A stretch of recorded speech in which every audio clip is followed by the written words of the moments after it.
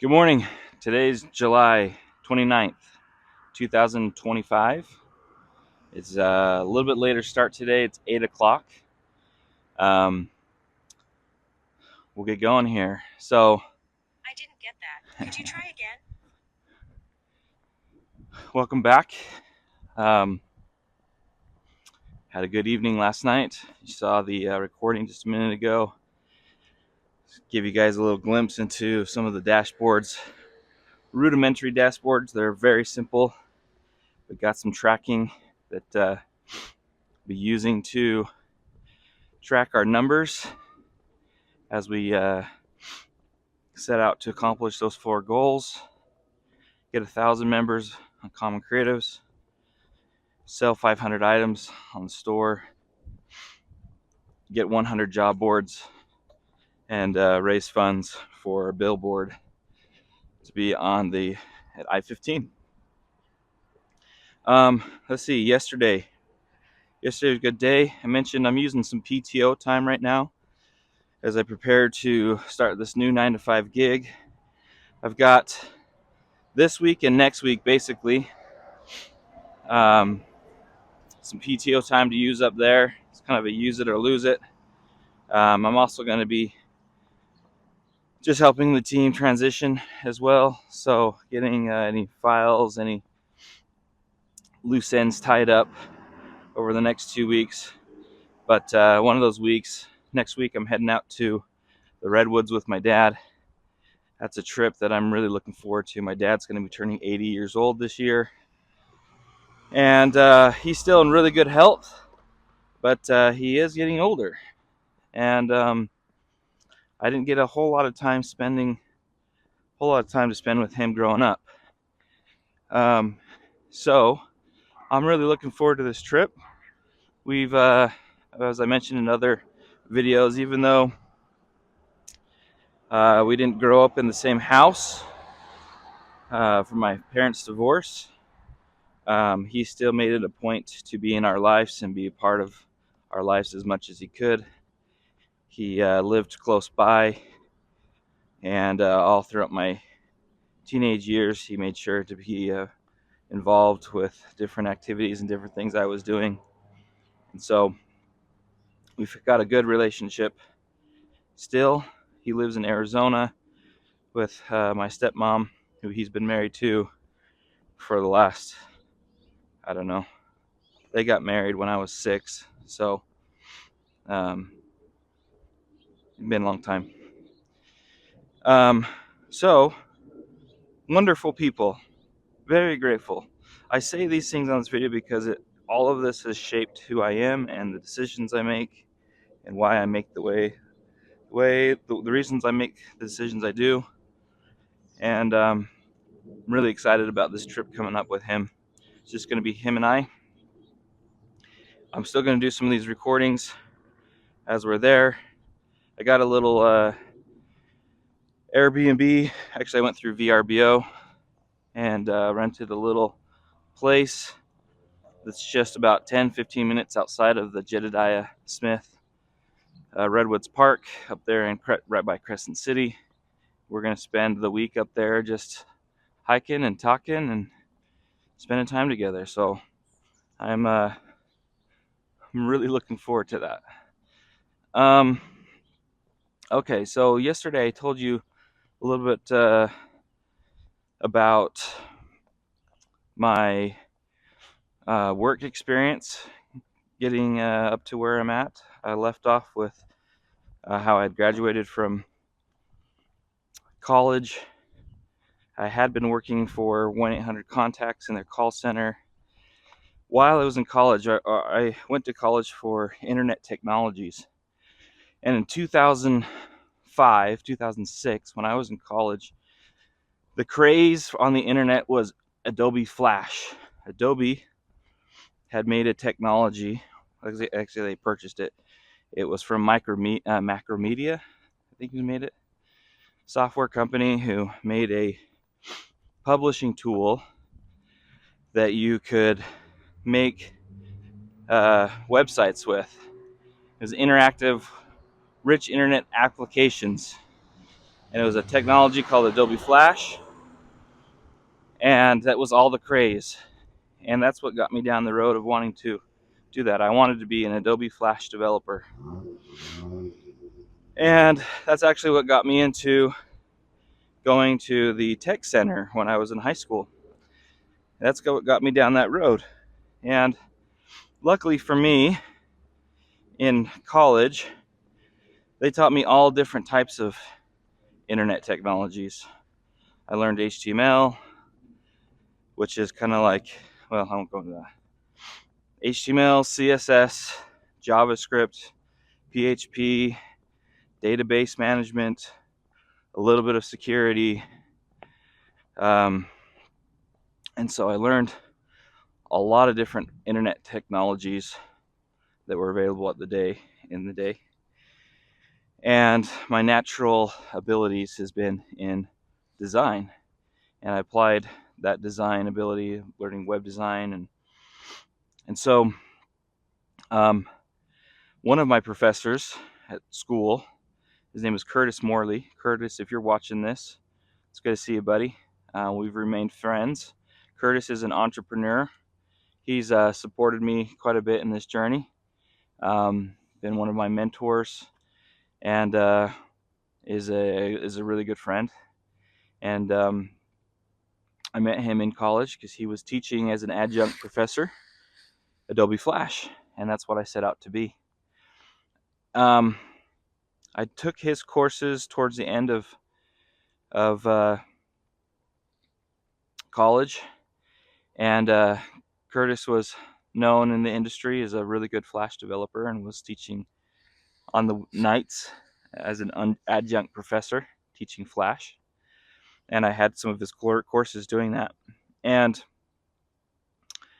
as I got closer to graduation, of course, I was working.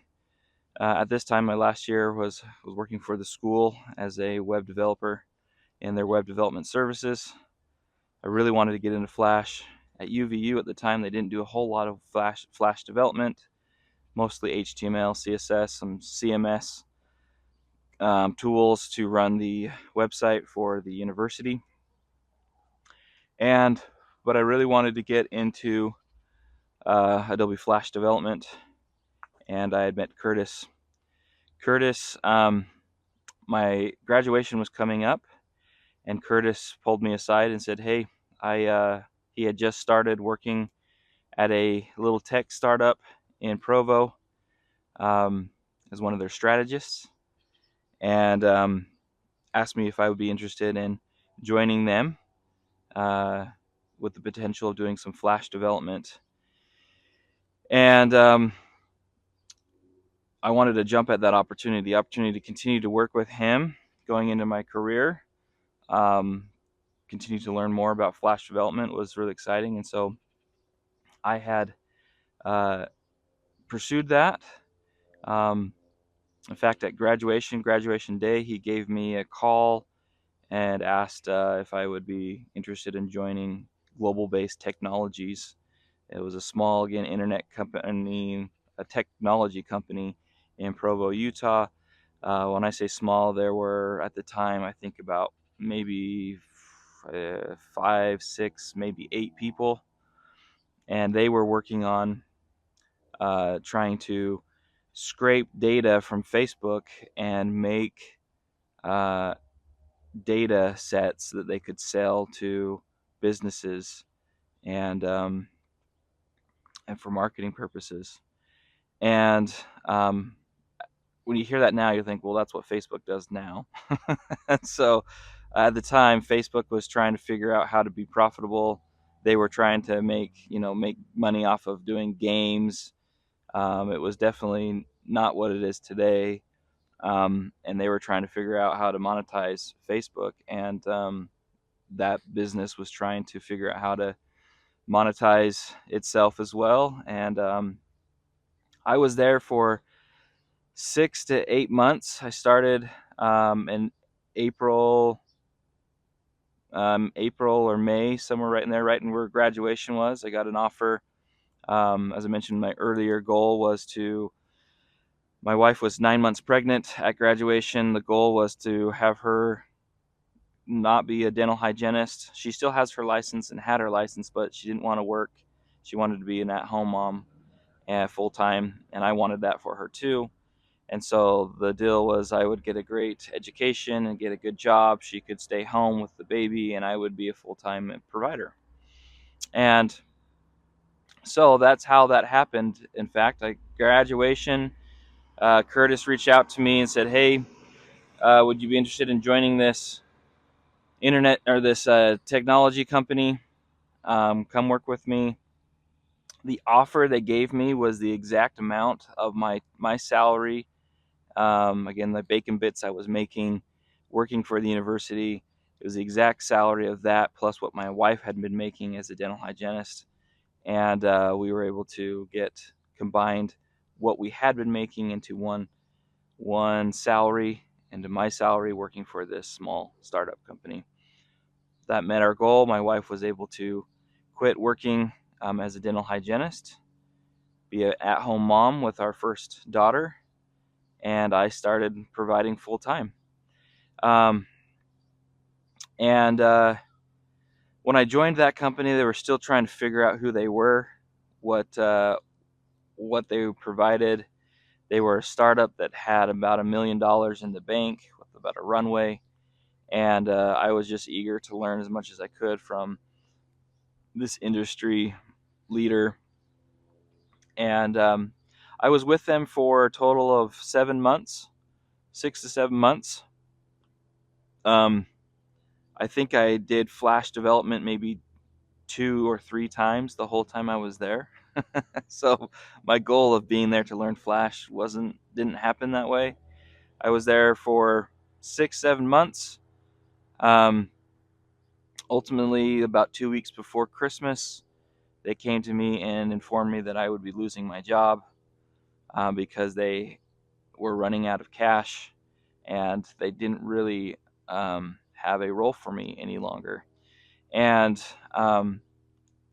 we had a mortgage. I had a brand new baby. I had a wife that had quit her job, and now I was unemployed. So the home we were in was a very small, humble home. It was a 2-bedroom house. We stayed there actually for 7 years total. This was when I graduated. It was 2009, which is the housing market crash. We were upside down in our home, so we couldn't really sell it. I mean, we could have, but there were some challenges in those years. I was 26 at the time, and for the first time in my life, I understood what it felt like to be an adult. And to have to provide for a new life in this world, for a wonderful, beautiful young woman who had trusted me to lead out this family, and had a lot of faith in me that I could do that, and facing unemployment. And so I wouldn't wish any of those years on anybody, but I would hope that they would learn the same things that I learned from them. What I learned from them, or more than I probably have time for this video, but resiliency, faith. There was a lot of prayers, a lot of fasting, a lot of hope that things would work out for the future. Very scared, very nervous. And so that's when I hear friends or people that are going through unemployment, as I mentioned in an earlier video, I know exactly how that feels. I know what it's like to get your last paycheck, not knowing when your next one's going to come, having very small reserves in a bank account, and not knowing what's next. I know that feeling, and I don't wish it on anybody. So a few weeks ago in a previous video, I mentioned a buddy of mine is going through that, and that's one of the reasons why I wanted to build Common Creatives, so that people could have a revenue stream, have a way to provide for themselves that isn't necessarily just worrying or relying on being employed. And so Common Creatives allows you to use your skills and talents on the side. Either you can do it full time or part time. But I wanted to provide a platform that allowed people to say, I do this and I'm open for business. So, other things that I learned in that time was about startups and the volatility of them, how cash is king, and you need to figure out how to monetize your product, how to organize your resources, how to not take anything for granted, how to be scrappy, um, how to be humble, um, and grateful for whatever you have. So, among many things I learned, those were some of the big things that maybe stand out that I could tell you right now. Um, I left working for that business again. It was 2 weeks before Christmas. Um, I believe in paying a tithe. So, to the religion I belong to, we pay a tithing and offering of 10% of our salary. And that is a way that we believe that we can be blessed. And so I remember that last paycheck that I got um, on my last day of work. It was a Friday. And having a real conversation with myself of, do I pay 10% on this money I have to my church? Not knowing when my next paycheck was going to come in to pay for groceries or my house payment. Very real. And looking at it now, I know the whole story, and it all worked out beautiful. I do believe the Lord took care of our family. He heard our prayers. He answered our cry, and we went forward with faith. We did pay our tithing that Sunday, paid 10% of the funds that I received. And now the last, leading up to that, I told my employer at the time that I would be interviewing and that I wouldn't be there all the time. Hopefully they would understand that if I left during the middle of the day, that it was to get jobs lined up, and they understood that. And so I had been working on there. During that time, I found another smaller business, not so much a startup, but a small technology business called Infuse Medical, and started interviewing them. They had an open role for a multimedia developer role. It was a Flash development, but wasn't limited to Flash. Use all different types of technologies to make digital media technology for the medical industry. And I applied to them to ultimately be a Flash developer. And the Monday of my first day unemployed, I got a call from them for an interview, and I went and interviewed for them to be a potential multimedia developer. Things progressed. By the end of the week, I had a job offer from them with an amazing team. If any of my past co-workers from Infused Medical is watching this, I miss you guys. I miss those days, and you guys are awesome. For those who hired me, thank you for the faith that you had in me and what you saw in me and taking a risk on me. You didn't know my full family situation at the time. I don't think I shared it with you, but it was a lifeline to us. And they offered me a job at the end of that week. I accepted, and the way pay cycles started, I never had to go without too long without a paycheck. Once I started working, it was maybe about a week gap of not having income, but it worked out, and it was a faith building moment for me to realize that sometimes in life you have to just step into the dark, not knowing what's going to happen next. Have faith, believe in God, believe that He will provide for you, and it was very real for me and my family at those times. So being just out of college, trying to provide for a very new family, having a mortgage, needing to buy groceries, having a new baby, those were scary times, but they all worked out. We paid our tithing, we prayed, and the Lord came through for us. He blessed us. And I landed a better job than I was doing. It was absolutely, I ended up working there for the next 2.5 years, and I excelled there. Really great friends, really good people, the type of coworkers that I would want to hang out with and be with after work. Infuse Medical is still around. Global Based Technologies, unfortunately, is not. Shortly after leaving them, they struggled to still find their market fit, which is another thing I learned, was market fit is an important thing. It's not enough just to say, I've got this idea. You got to have a market fit. There's got to be a demand for it, and there's got to be a runway to make money from the idea. You got to be able to monetize it. So those are some of the other things I learned from working at Global Based. Joining Infuse Medical was an absolute dream. I came in working as a Flash developer using a lot of different technologies, not just Flash, and HTML, CSS, PHP. They also did 3D. So Infuse Medical, again, still around. If you guys are watching this, you guys are awesome. I miss those days.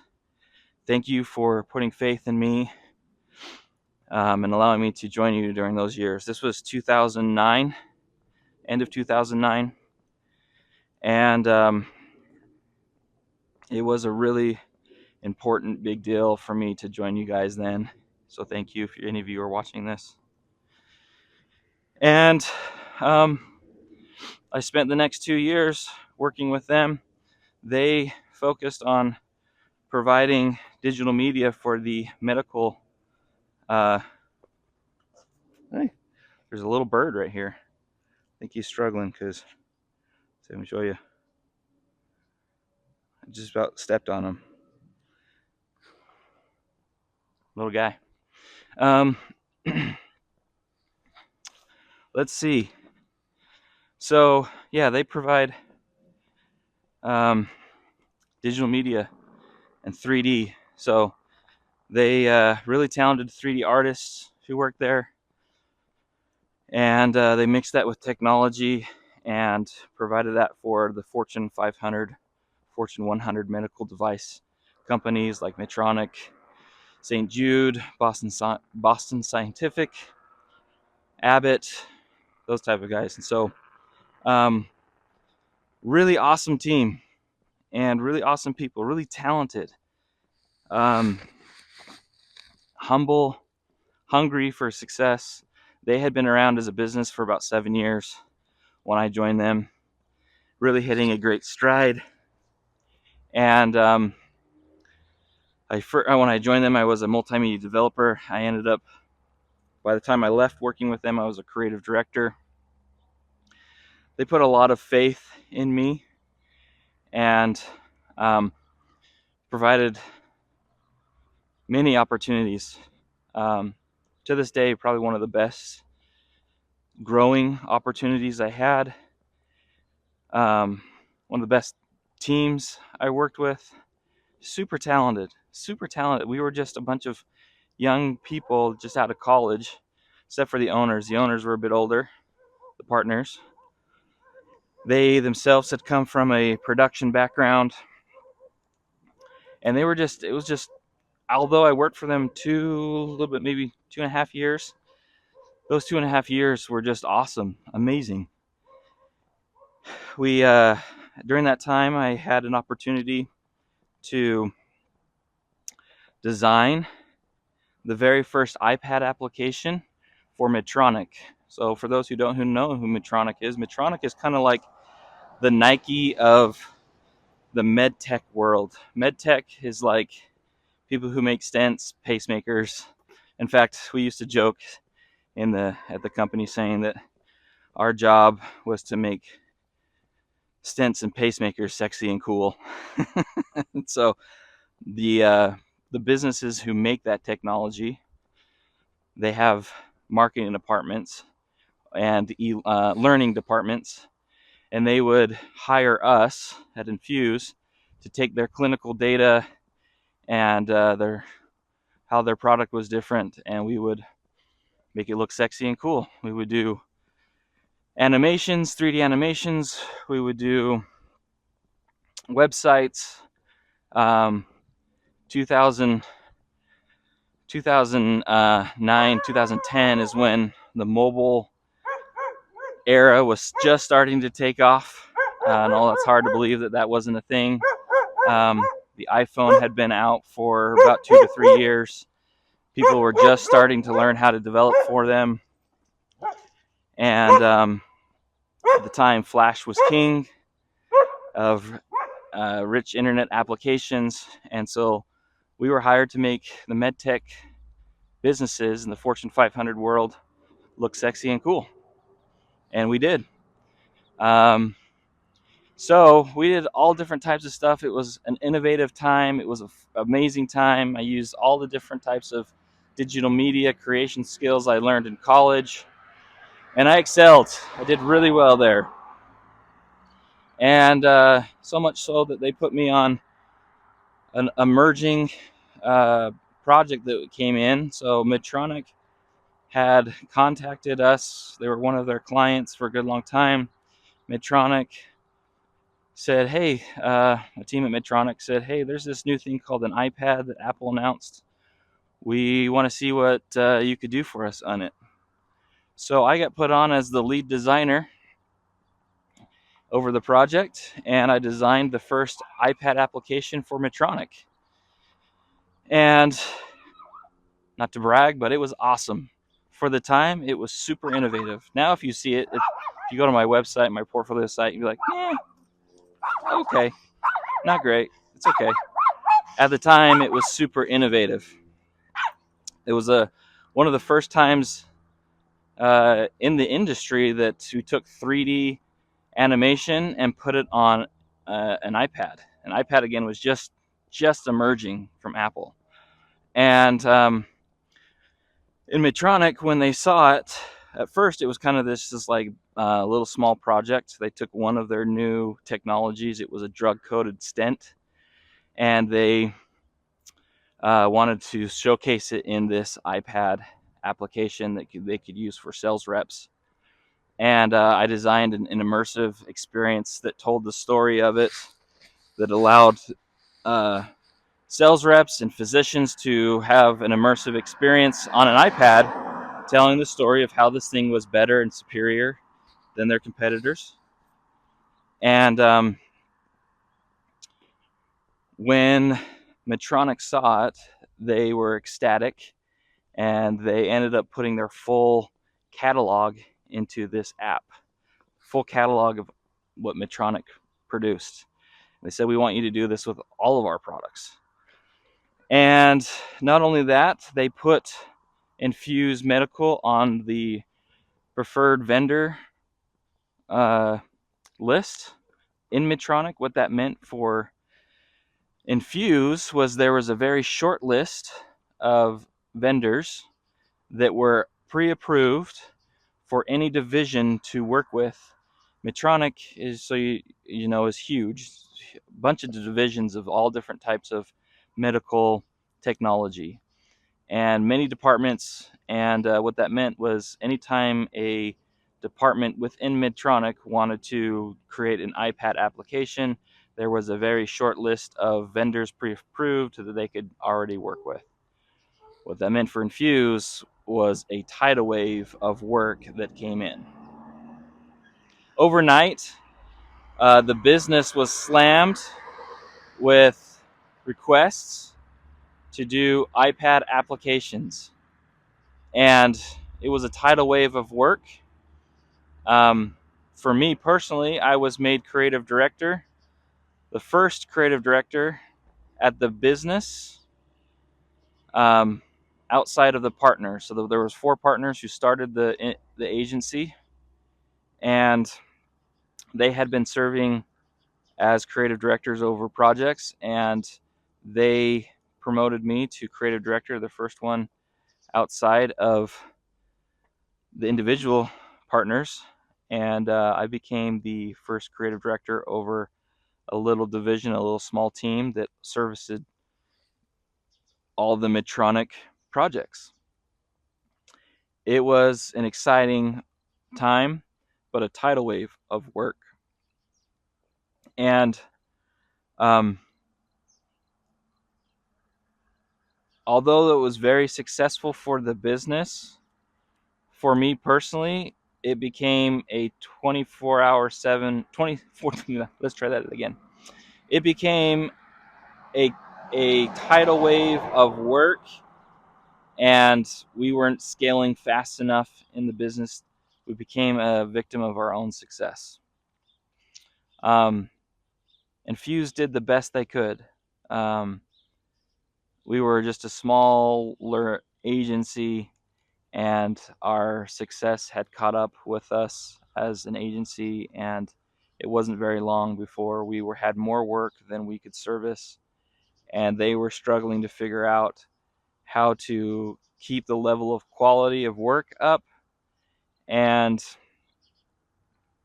how to not burn out people, how to still provide good structure, how to hire people in order to account for the success. And literally overnight, there was a tidal wave of work, and they were a victim of their own success.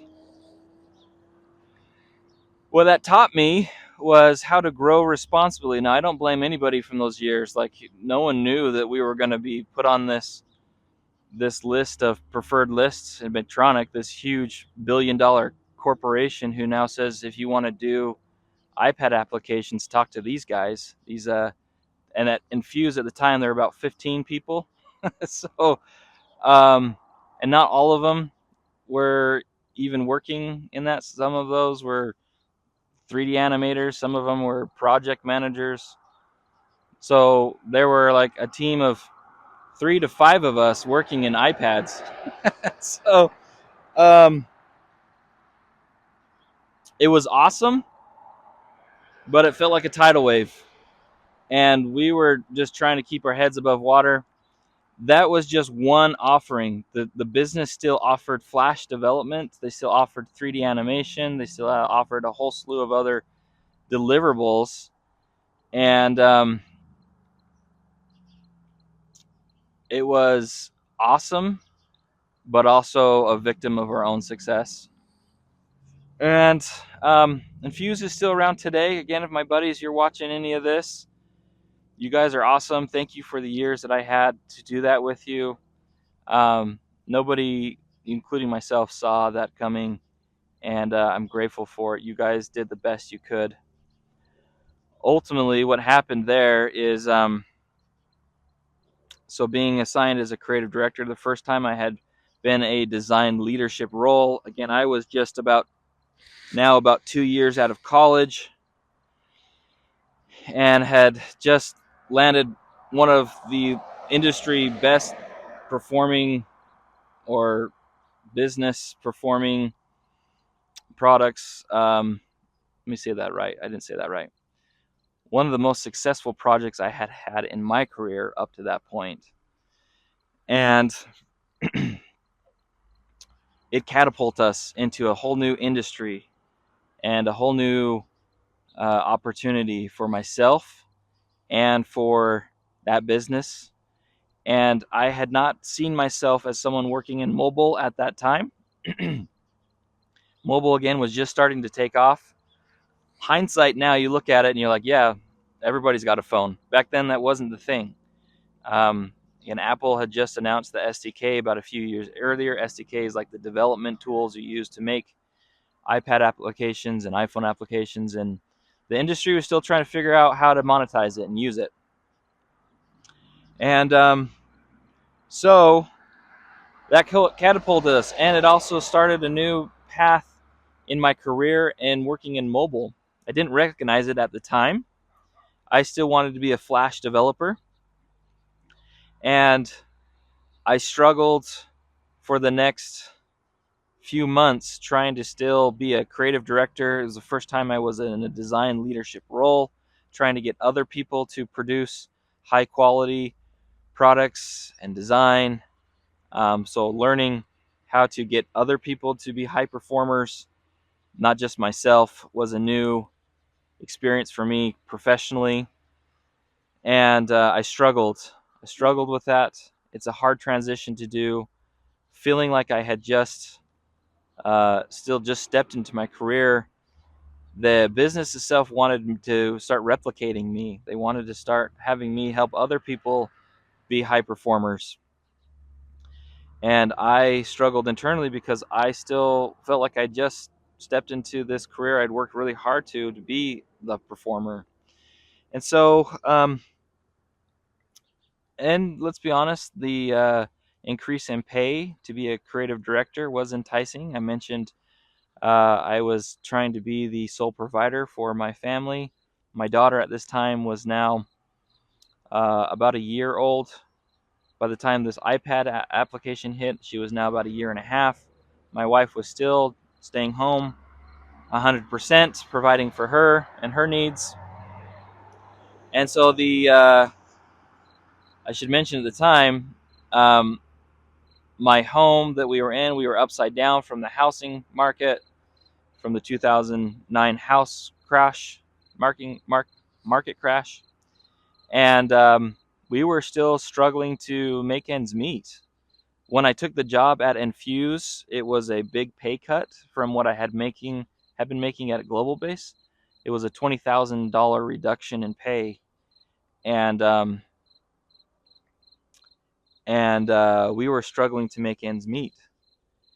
And so when the offer to get a promotion,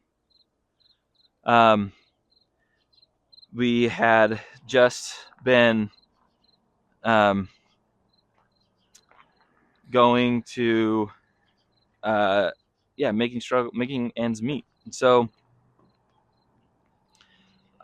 getting that promotion was enticing to step up in the world and try to make our ends meet better. So the next few months was a struggle. The business was drowning in their own success. I was struggling internally with trying to be a creative director. It was a growing opportunity, but hard to step into. Looking back at it then, I wasn't ready. I was not ready to take on that challenge, and I wasn't succeeding. And I was the creative director of all things Medtronic for the business. It was a heavy load. And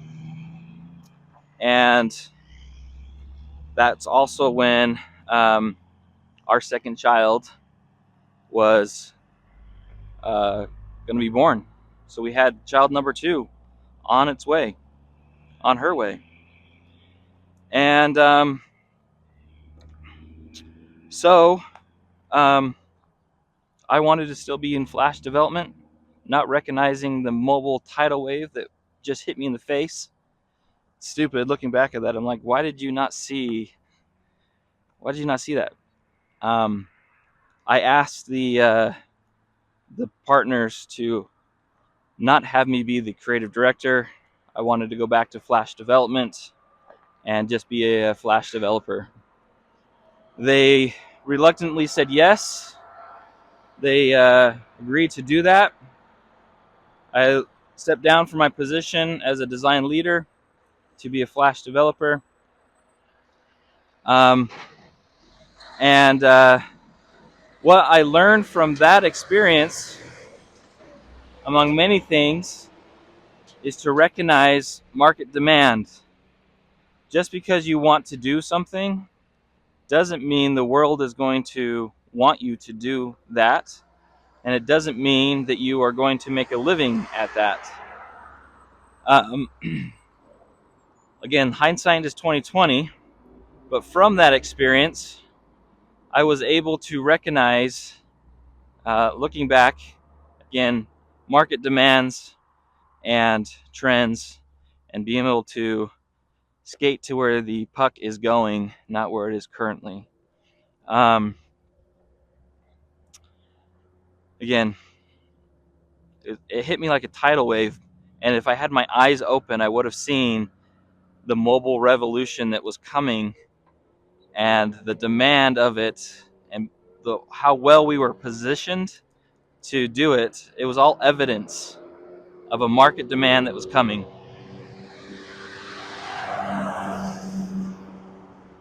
And my earlier self, I was just wanting to be a Flash developer.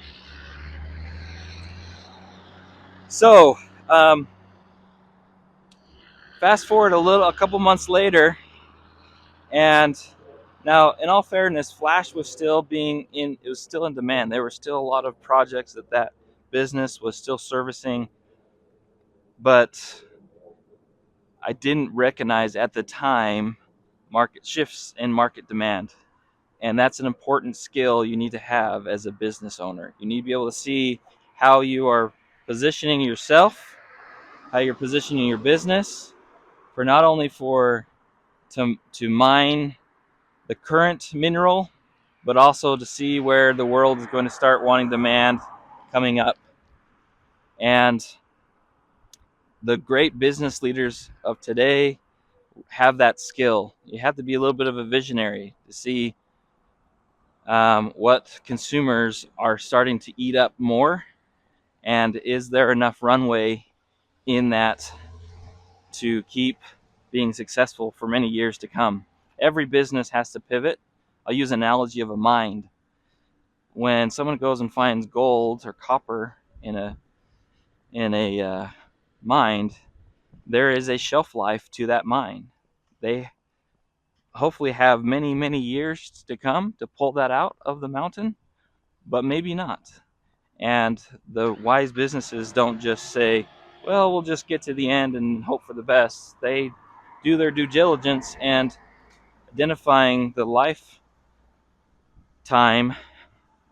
of that mine. So I learned that from these years in my own offering, my own capabilities, what I was going to do for my career. And I didn't fully recognize that lesson until a few years later. And at the time, the world was saying, we're going mobile, and there will be a tidal wave of work of people wanting mobile applications. And again, saying this now, people are like, well, no, duh. But at the time, I didn't see that. And so ultimately, with my second child being born those years, we now had 2 children, still struggling to make ends meet, feeling extremely burned out at my current employment, not feeling like I was being compensated fairly for the work that I had brought in to that organization. I had some invitations to move on, and I put in my resignation, and I started to apply to other businesses to figure out what was next and what I needed to do next. I had some very strong promptings that it was my choice to move on, but it would be really hurtful and harmful on my family if I had stayed. And from a career perspective, I was on the up and up. From a career perspective, I was working at an industry, a company, a team that I loved. It's what I'd worked really hard to achieve during school. And all of those feelings were a hard wrestle for me to figure out if I was making the right choice. And I had an internal struggle of feeling like I needed to move on for the sake of my family and for future career growth, which felt weird because I was doing very well at that company, very well as far as being well respected. Financially, I was not making enough money to make ends meet. We weren't living a lavish lifestyle. We had one car, a small 2-bedroom home, and I had 3 people to provide for, including myself. And so we were not living a lavish lifestyle. In fact, I'll tell you, I was making at the time about $45,000 a year in 2000. What was that? 2010, 2011. So we were not making a lot of money. The business I worked for, they were raking it in. And for the next many years, they made millions off of that work. And what I learned from that is, people will take advantage of you. Again, my friends who are watching this, who may be working in a Fuse, you may not have felt that way, and you felt like you were being fair. Looking back at it, you guys didn't take care of me, and that was hurtful. And it was hard on my family, and it was one of the leading reasons why I felt like I needed to move on. So, take care of people. You got to be fair. I understand that. You got to be fair to market, and there's a whole relationship between business and employee, but take care of people, especially if they're making you rich. So, I didn't recognize that at the time, but looking back at it, I had some stupid tax to pay. So, I had some invitations, some promptings. It was time for me to move on for the benefit of my family, for benefit of me, and it was an internal struggle. I really enjoyed the work I was doing. I really believe we were super innovative for the time. We were doing amazing stuff, and it's still a struggle that I made that choice, but it was the right choice. And so I started to interview, looking for a new opportunity that was more going to be better for my family, my growing family. And my second child had just been born, and I was working 90-hour weeks. I didn't ever see them. I wasn't making any additional money for those 90-hour weeks. I was on a salary. So really, I mean, take $45,000 times that, or divide that by 90-hour weeks. I was getting screwed. So, well, they again pulled in millions. So what that taught me was take care of people in your business, and they will take care of you. Be fair, and recognize people when they are making valuable contributions. I don't fault any of them. Again, they were young business owners, and they were trying to make ends meet. They were trying to be successful, trying to navigate what that all looked like. And so if you're watching this now, you guys did awesome. I don't fault you at all, but it was time for me to move on, and I started interviewing. The feeling I had was I needed to find more of a traditional 9-to-5 role. Again, as I mentioned, I was working nights and some weekends and for weeks on end, trying to meet the demand of the business that I was working in. And so it wasn't long before I got my next opportunity presented to me, and I'm going to save that for the next video. We'll see you then.